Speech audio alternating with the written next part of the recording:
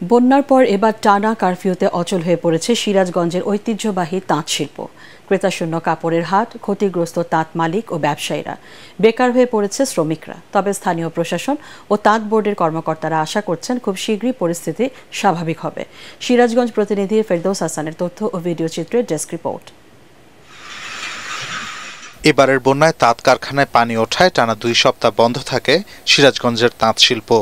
এরপর কোটা সংস্কার আন্দোলনকে কেন্দ্র করে অনির্দিষ্টকালের কারফিউতে অচল হয়ে পড়ে জেলার বেলকুচি, এনায়েতপুর, শাহজাদপুর ও চৌহালি এলাকার তাঁতপল্লীগুলো।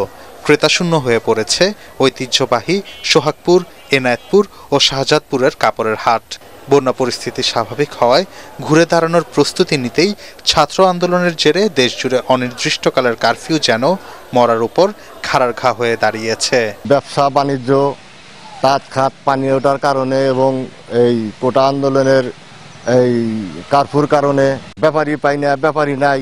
2 সপ্তাহ হলো কাজ নাই, এই মহাজন টাকা যায় না, তো আমাদের সংসার চালানোর অসুবিধা হয়েছে। আমরা খুব ক্ষতিগ্রস্ত। এই আমাদের সয়দাবাদ, গাছাবাড়ি খুবই তাঁত শিল্পটা ক্ষতিগ্রস্ত। ক্ষতি পুষিয়ে নিতে তাঁত মেলার আয়োজনের কথা জানিয়েছে জেলা তাঁত বোর্ড। আমাদের ঈদের পরে বাজার একটু মন্দা, তো এখন তারপর কারফিউ। তাঁত শিল্পকে বাঁচিয়ে রাখতে উপজেলা প্রশাসনের পক্ষ থেকে ক্ষতিপূরণের ব্যবস্থা করার কথাও জানানো হয়েছে। বন্যা এটা প্রতি বছরই হয়ে থাকে, স্বাভাবিকভাবে এবারও বন্যা হয়েছে। সেই সাথে আর একটা মনুষ্য সৃষ্ট একটা দুর্যোগ হয়েছে, যে কারফিউ হচ্ছে একটা বিশেষ পরিস্থিতির কারণে। আজকে যে হাটবার ছিল, হাটে আমাদের তাঁতিরা একটা বিশেষ একটা মুনাফা পায়, সেটা আজকে হাটবার অনুষ্ঠিত না হওয়ার কারণে তারা একটা অনেক ক্ষতির সম্মুখীন হচ্ছে।